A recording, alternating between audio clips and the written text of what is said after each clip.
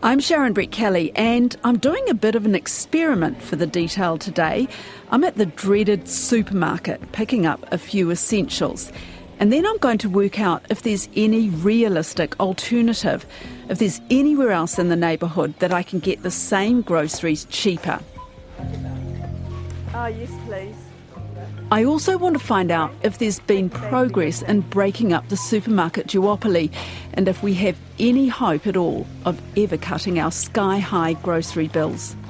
We always like to paint entities in industries where there's a lot of market dominance as the giant beast to be slayed. So will we see someone else come in? We hope so. Plus, what's it like to come home to New Zealand and do that first supermarket shop? It was really shocking when you've been out of the country for a little while and then you come back in, you get a real sense of how much the price of food has risen here. But back to my own experiment. So, nearly 1.5 kg of bananas, the wrong ones, green cooking ones, because there weren't any yellow ones, 4 Royal Gala apples, a dozen eggs, a loaf of whole grain bread, and 2 litres of milk plus a 1 kg bag of potatoes came to roughly $38 at the supermarket. I'm setting off now to see whether I can do an alternative shop that's going to cost me less and maybe be a more pleasant experience. Well, it wasn't a pleasant experience for Consumer NZ's Head of Research and Advocacy, Gemma Rasmussen. She was hit with a $400 grocery bill when she first came back from Sydney. It really hit me at that point of how expensive it is to buy food in New Zealand now. What would you have paid in Sydney? I think we would have paid about $250. And, you know, Sydney is not a cheap city. Rent is very expensive there. There's a lot that is expensive. And in my mind, I'd kind of thought that New Zealand and Australia was on par. And you're talking about 250 New Zealand dollars for a weekly shop in Sydney compared with 400 here. Can you explain why? Yeah, so I think there are a few factors. One is just the competition in Australia. So where I lived in Sydney, within a 10-minute drive of my house, there was an Aldi, there was a Coles, there was a Woolies Countdown equivalent. There was also a fruit and veggie market, which was local. There was an IGA, which is independent grocer, and then there was one other supermarket. It would mean, okay, if I want to go and get some really discount German chocolate and these specific potatoes for a great price, I know that I can go to Aldi and then I'll go to the other place for other goods. So I really had that option to shop around based on pricing and personal preference. And really what it just boiled down to was choice. And what I've heard from Australians was that when Aldi entered the market in Australia, because they were such a budget competitor, it really pushed the other supermarkets to drive down their prices. I mean, what do you know? Because you've done quite a lot of investigative work on what's going on in the industry here in New Zealand. Yeah, so, I mean, we would love to see another player. At a bare minimum, what we need is to see the duopoly operating in a way that is fair and reasonable. And the Commerce Commission study found that there were excessive profits, that suppliers were, not being treated fairly.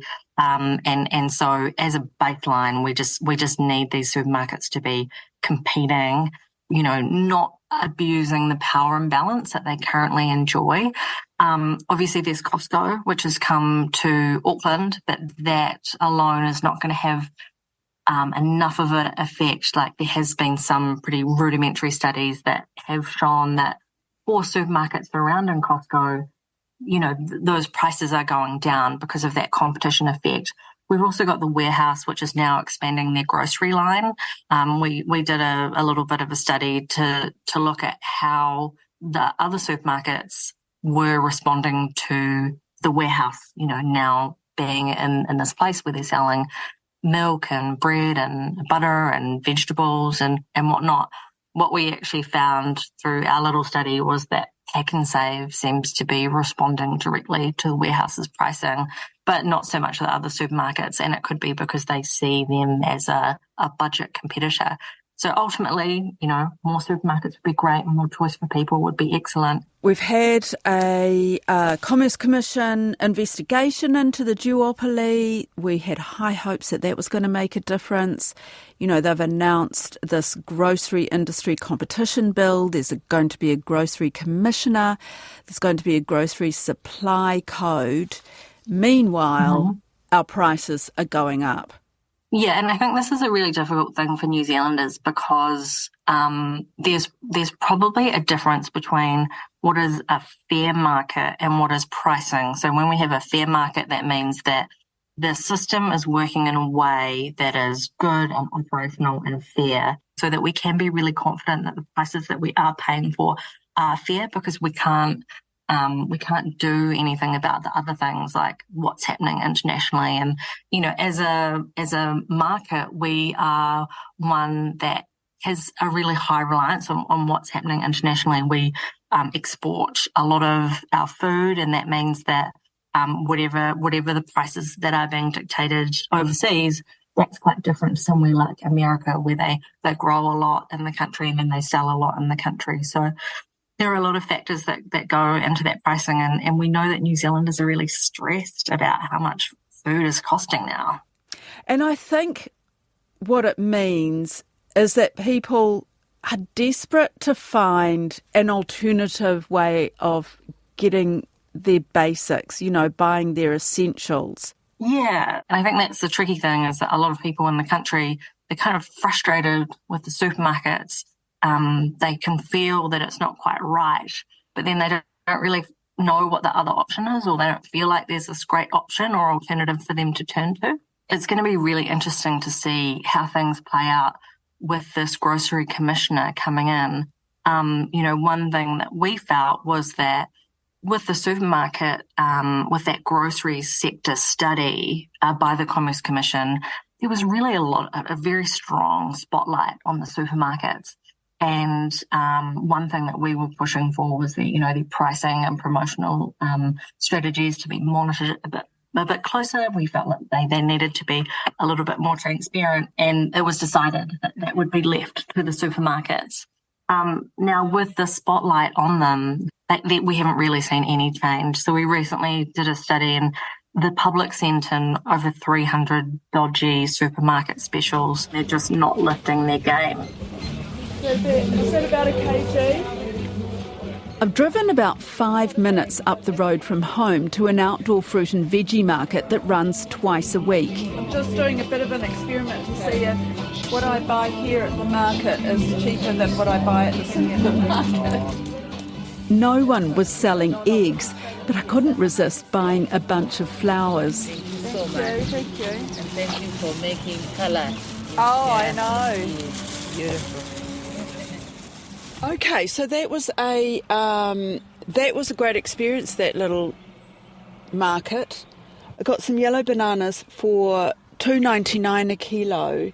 The potatoes, a kilo was $2, and 4 apples, Gala apples, cost me $1.50. They were $2 a kilo. So all in all, for fruit and veggies, that was much cheaper going to the market. And if you want a bit of banter, it's a bit more fun. Now I have to go and find some eggs and buy some milk and bread, and I'm thinking I'll go to the warehouse for that. I don't think I'll get my eggs from there, but I'll give it a go. Speaking of the warehouse's foray into grocery and others' efforts to break the duopoly, so far not a lot of success. And Paul Macbeth from Business Desk says the new laws are going to take a long time to make any kind of difference. We won't start seeing the impacts of this for some time yet, and that's often the way when it comes to governments waving their arms about wanting to do something. It takes a long time, and prices are still going up, wages are flying up, supermarkets have to pay their staff more. We've seen that through Woolworths, the owner of Countdown. They hike their wages and their margins have got squeezed as a result.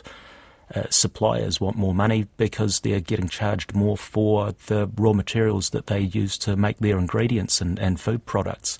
Everything's just got more expensive, and there's only so much that legislation can do to mitigate that. Just some figures here, just to remind people that this is a $22 billion sector that we're talking about, the supermarket sector, and the duopoly has an 80% share. In 2020, they were making $430 million a year in excess profits. So when we hear that their margins are being squeezed, it's hard to have any sympathy for that, isn't it? Yeah, I don't think anyone has any sympathy for them. It's been a long seen as an issue, that concentration of market power. You go back maybe a decade or so, people were trying to get, I think it was Shane Jones and Clayton Cosgrove when they were in the Labour Party opposition. They had been hearing from suppliers, food suppliers, that they were struggling to make headway with the two big supermarkets and had to accept the terms that they wanted. Now, the Commerce Commission at the time had a little look at that, but didn't really go much further because it didn't have the powers without the market study that was introduced a few years ago. It's the tyranny of New Zealand that we often end up with a couple of large players that dominate the market, and it's hard to get new competitors in there. One of the big things about all of these changes is just stoking competition, and while Foodstuffs and Countdown can pretend that they want more rivals out there, as a business owner, they never want to lose market share and they never want to lose profit. So seeing the likelihood, the possibility of them having to open up their wholesale suppliers that this legislation would do and start selling wholesale to rival retailers, that's going to be a massive issue for them. And that will take a long time to work out, but whether or not we'll see any real gains from that is a difficult question to sort of pose there. It reminds you a lot of when Chorus was owned by Telecom, and while they had a structural separation before they were carved out properly, they were forced to supply telecommunications access, but whether or not you actually saw gains and improvements, it was hard to really see that until you really saw the structural separation and the overhaul of the network. So whether or not a regulated wholesale regime with the supermarkets stokes that kind of competition, really difficult to sort of crystal ball gaze and work out if that'll lead to more players out there and lower prices for everyone at home. Could you explain to me that wholesale side of things and what the new law would change about the current setup? Yeah, so that's the Grocery Commissioner will be tasked with monitoring the industry, and there will be a code of conduct that the supermarket operators will have to adhere to in the way that they do business, not only with suppliers, but also selling wholesale to other rival retailers. And against that, there's the bill and legislation will introduce a backstop regulatory regime where if they can't work out terms as proper grown-ups, they'll be forced to go and have a wholesale regime regulated by the Commerce Commission. They see that as massive regulatory overstep. But it's hard to see a regulator having that tool in their back pocket and not wanting to whip it out at some stage, especially when there's so much political pressure and pressure from the wider public for something to happen. The supermarkets really do, the two big chains, Foodstuffs and Woolworths, control so much of that grocery trade that it's difficult to see how any other retailer can compete on an even footing without some kind of big stick to tow them into line. Good morning. I can get butter here. Continuing with my mission to find an alternative grocery retailer, I'm at the warehouse. And you don't have any bread? No, our delivery hasn't arrived yet. Oh, okay. Yeah, no worries. Did you need your receipt? Oh, yes, please. I did get some other grocery bargains at the warehouse, but the trouble is you never know what you're going to get. So, yes, I think that was a cheaper buying experience as well, but as you heard there, I couldn't get any bread. There was no bread, it hadn't arrived. So that means I'm going to have to go somewhere else, and I still haven't got my eggs yet. So I'll keep going.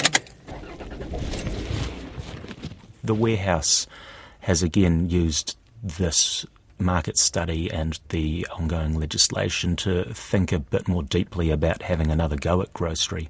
But when they tried it a decade ago, more than a decade ago, both Foodstuffs and Woolworths got in there, bought stakes to essentially block Stephen Tindall from taking it private with a private equity company at the time. They didn't want to have a strong competitor, a well-funded private competitor that could have taken it to them. So that lasted a few years, and then the Warehouse gave up on that.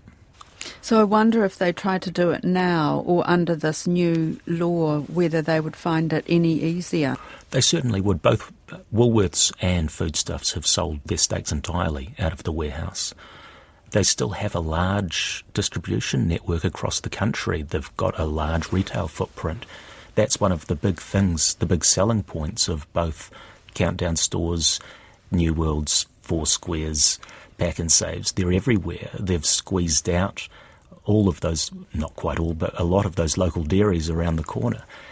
You see in the cities, rather than a couple of convenience stores, well-placed mini supermarkets.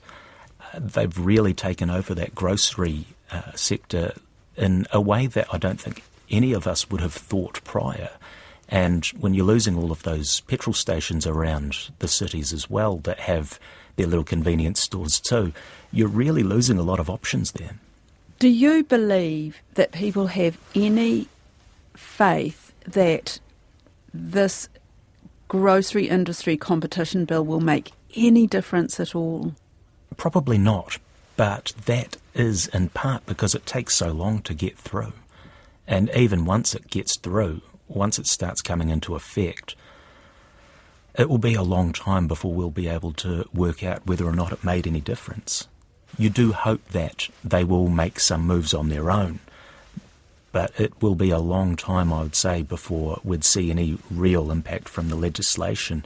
And that comes at a time when we're all feeling the pinch because prices are going up because of things beyond our control. There's only so much you can do to bring down international energy prices. There's only so much you can do to mitigate the costs of international shipping that took so long to get back to some semblance of normality. And when you're having your local crops ravaged by cyclones and flooding, that's just going to make things all that harder as we go through. I think that a really close eye on the major players as well as accountability should make significant improvements. I think that ensuring that suppliers are able to collectively bargain and that they have more power will be a really healthy thing for the market. But that will probably only go so far. And when you look at that Aldi effect in Australia, the duopoly really being pushed by another player for them to review their prices, I do think that is something that would be the massive driver for change that we do need. Now, I'm still on the hunt for bread and eggs in my neighbourhood, so I'm going to go to the local dairy now to see what they've got to offer me. Oh, no, how much are these? The bread is, what's the price on that? No, just 5.50 and that's $14.90. $14.90 for that. Oh, God, a bit expensive, isn't it? I'll just take that, thanks, and I'll put these back. Okay, I could have bought my eggs there, but I just couldn't face paying $14.90 for them, so... And that's my alternative shopping done. It took me 3 times longer, probably, to get what I wanted, but ultimately it was cheaper, and parts of it were a much nicer shopping experience. And I have to say, I might even rethink the way I go grocery shopping.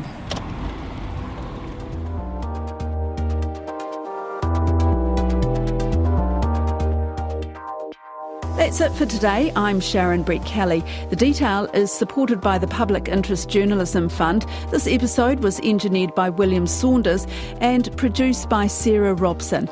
Thanks to Paul Macbeth and Gemma Rasmussen. Ka kite anō.